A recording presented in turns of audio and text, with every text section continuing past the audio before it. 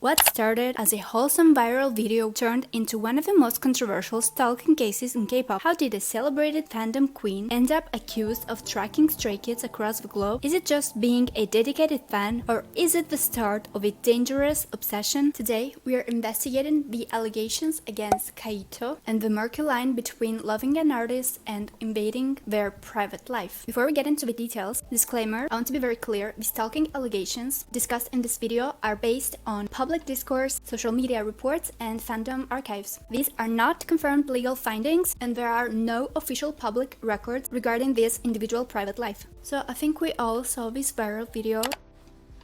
Hello. Hello. How are you, Chris? I'm good. That's good. What's wrong? Are you Australian? Yes. I was wondering.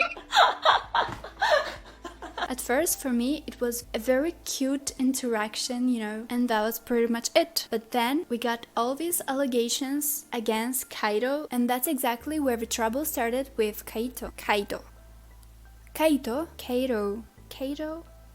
I'll go with Caito, because there are no official resources. These are mostly rumors that people say. So to understand how we got here, we need to talk about the whole fan call system in K-pop, which is basically the essence of the K-pop's monetization strategy. To actually win a spot, you have to buy massive quantities of physical albums. It's a hyper-competitive grind where you have to spend thousands of dollars just to get a one-on-one call with your bias for only a few minutes. And because idols are professionals at fan service, of course they're super friendly and engaging during those fan calls. It's meant to feel real and personal, even though it's totally manufactured. For some fans, this is just a bucket list experience, but for others, it's the goal to arrive to get as many fan calls as they can. And these short snippets of videos of fan calls become content for fans to weaponize on social media to build their own status online. As super lucky fans, it turns into this weird feedback loop where the more you spend, the more you post, the more the community validates you. So she recorded the whole fan call and posted it on social media, and it went viral instantly. And later fans started to romanticize this whole interaction,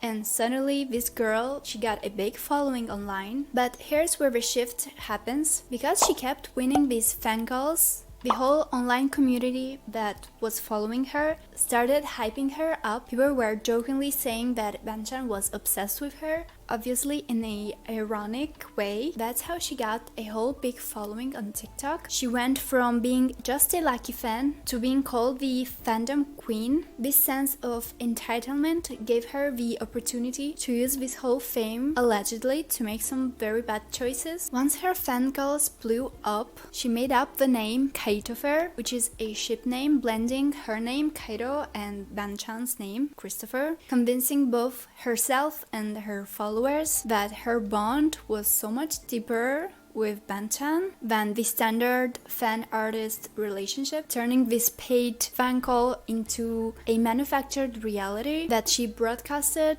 all around her social media. Hi everyone, I'm Christina, and here I talk about different K-pop topics, so if you're interested, subscribe. The house stalking rumor. She was also accused of going to Banchan's house in Australia, but also here we don't have evidence. She denies it, other people say that it was her, and it's a pretty wide rumor. Accusations circulated online that Caito went to Banchan's personal residence. However, other fans and community members clarified that she lives in a completely different state, and when she was in Sydney, friends testified that she was with them during that period of time, proving that she didn't go into the area where Banchan lived. So that's another rumor. Ultimately, there is no credible evidence or official confirmation that she ever went to his house, and so much of the narrative online is driven by conflicting interpretations from within the fandom. I think many people can say so many lies online and can spread rumors. Let's be positive and hope for the best, I guess. I want to believe that people are better than this and she didn't actually stalk the Stray Kids members. So basically there are two major allegations against Caito, that she was booking rooms in the same luxury hotels. Caito was accused of identifying and booking reservations at the exact same luxury hotels reserved for Stray Kids and their staff members. So by securing a room in the same exact hotel, she successfully bypassed external security barriers. This allowed her to operate directly in the same space as the artists and invading their privacy. You know what's not even more embarrassing is the fact that people are saying all this stuff but don't actually have proof. I've known Kate for 10 months now. I met her in Seoul. Absolutely lovely girl. The other person I'm going to talk about is called Berry's mom on Twitter. I am just stating facts. I am using screenshots and, conversations and whatnot just to prove Kate's innocence, because everyone keeps saying there's proof but then doesn't have proof. So for starters, Berry's mom, first person to mention any of the stalking, therefore source of all the rumors. But looking back on this thread, she actually says, I've seen her stalk at the hotel in Sydney and Melbourne, which is the very first we hear about this stalking. But as you can see, Kate sent me her receipt for the Airbnb that she stayed at. And then the only day that she was actually at the hotel was on the 20th, and it was at night time, and it was only after there was confirmation the boys had gone off to Sydney. Why was she at the hotel? We had friends that were staying there. Now, if you look at this, my friend accidentally put in the wrong date. She wasn't meant to do that. She put it up on her Instagram account. Oh no, I've put the wrong date. As you can see, 12th of July, right after my friend made the oopsie. Berry's mom 03 messages my friend and tells her, I think I get my discount at the Ritz. When you try to rebook it, also let me know how much my cut is. I'm so excited. So since July has been how long they've been planning on staying at that hotel. So it was the 20th that Kate was at the hotel. She only went when she knew the boys were gone. My friends had no knowledge at all that the boys were also going to be there. As you can tell, they booked in July. Like, how were they meant to know that far in advance? I'm very, very disappointed with Berry's mom, because I did consider them a really, really close friend, and this is why it's taken me so long to come out, because I trusted her and I thought that what she was saying was real. Until our big group of friends got together, we compared the messages that we were receiving and the voice memos as well. It doesn't look good for her. She was also accused of allegedly stalking Stray Kids in the gym. The most severe breach occurred when she tracked the members' workout routine, and she was accused of entering the gym facility specifically to follow them while they were exercising. There has been another tweet by a person named Ray who said that they personally saw Kate there and they were stalking the gym and pushed one of their friends or something like that. Kate was there on the 20th. They mentioned it was the day after the concert, which is the 20th, but they won't mention what time of day it was. I've asked for it, but they haven't given it to me. But the other thing I found really weird is that they said there was only one elevator. I've checked with friends who've stayed with the Ritz, and I also checked on TikTok and YouTube, and I have found there's actually 3 elevators. So with the Ritz, there's elevators that go to the lobby, and then there's elevators that go down to the rooms and the gym and all that type of stuff. I don't know why they're saying there's only one elevator that can bring you up and down. So these allegations definitely changed how she is viewed online, whether you believe it or not. As I said earlier, we don't have actual proof. It's a more he said, she said kind of situation. So why does it matter if she followed them or not? Well, it's a complete violation of human dignity. When you follow someone in their private rest, you aren't showing them support, you're turning their life into a constant surveillance. And for the artist, it means they lose the ability to feel safe even off hours after work. After these allegations of her being a stalker, when these details surfaced, the collective admiration that she had online faded, and this blind support was replaced by a wave of intense, coordinated backlash. Fans saw these actions as a direct violation of the members' safety and their dignity, and a big part of the fandom wanted to expose her behavior and deplatform her. The same people that used to hype her up were now trying to strip away that influence that she had, and obviously dropping thousands of dollars to buy albums doesn't make you a super fan, and it definitely doesn't buy you a real life reciprocal friendship with the artist. And of course, because this whole spending is part of K-pop, It's a transaction for a service, not a down payment on an artist's personal time or private life. And tracking the artist's off-schedule's movements is a big violation of human dignity and personal space. And just because someone has the financial resources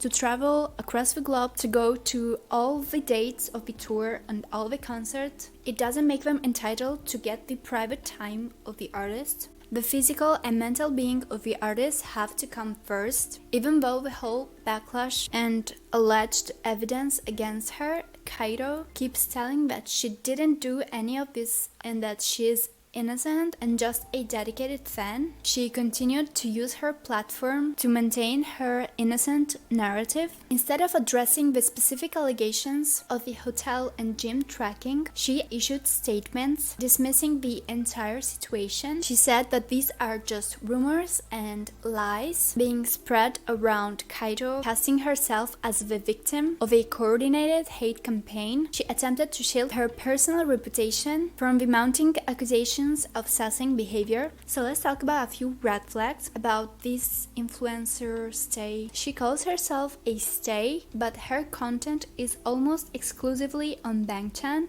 I don't think it's a big deal that she posts mostly about Bangtan. It's her bias, and so many big accounts of stays do the same exact thing and still supporting the rest of the group. At the end of the day, fans should be free to post of what they like and what they enjoy, as long as she doesn't disrespect the other members, and she does post about them occasionally, and I don't see what's the big deal out of it. Second red flag, the whole ship name kind of thing, and using it in her Instagram, on her TikTok. And it's a clear sign that she shifted from a regular fan to one that's a little bit delusional. And people are accusing her of being a stalker because she often takes pics in the same place as Bangtan and copying his pictures, which is not a crime. I mean, if you go to another city, it's okay to take pictures where other idols also went, but she usually goes there days or even months after Bangtan was there. There is zero evidence that she tracks his schedules, and these allegations are completely baseless. Plenty of stays on Instagram take photos in the same locations as their faves, and mostly these are major tourist cities, and millions of people visit the same spot every day. Taking a picture in a public space isn't stalking.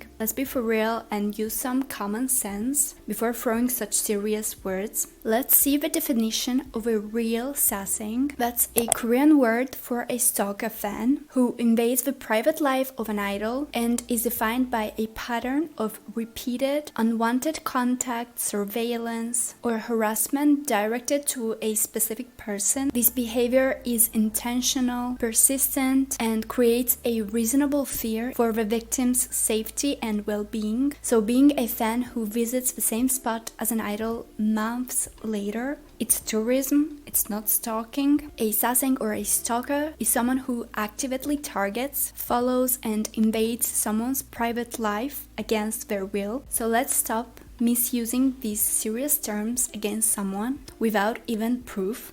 Agencies versus stalker, when the laws step in. In South Korea now they heavily rely on the Act on Punishment of Stalking Crimes. This law is a game changer because it legally defines these stalking behaviors, like waiting outside a home, following targets into private buildings, or unwanted tracking as criminal acts. A conviction under this law can lead up to 3 years in prison or a massive fine of 30 million won. To make this law stick, JYP Entertainment has developed a rigid multi-step defense system. The agency actively pulls security footage from the areas around dorms, company headquarters, and private venues to identify and track repeat offenders. Once identified, stalkers are added to a permanent blacklist and they can't buy official merch. They are banned for album application pools and they are restricted from attending live performances. The agency doesn't just block these individuals, but there's also the jurisdictional gap. While in South Korea there are these laws against stalking and sasaengs, but reality changes as soon as a group steps in an airplane. International stalking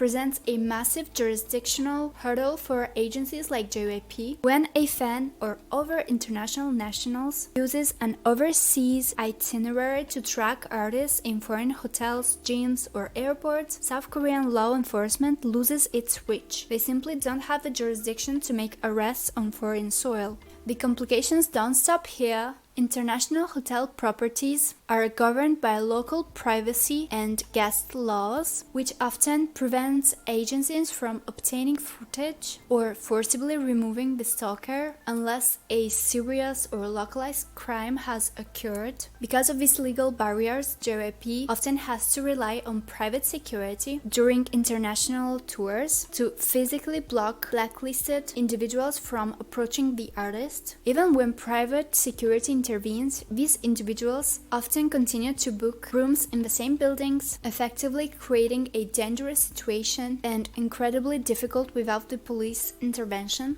The reality is that we need a big reality check from both fans and institutions. While agencies like JYP are working to get more legal protection, it's clear that the safety of performers must always be over the commercialized fantasies of parasocial delusions that some have. Going to public events is one thing, but following the artist into their private off schedules is the definition of a stalker. So I want to hear from you. Where do you draw the line between a dedicated fan and crossing the line into unhealthy, dangerous obsession? Let me know your thoughts in the comments down below. I'm really curious to know where you all stand on this. Do you believe the allegations against Caito, or do you think it's all fabricated just to let her down? Subscribe and I'll see you in the next video. Bye!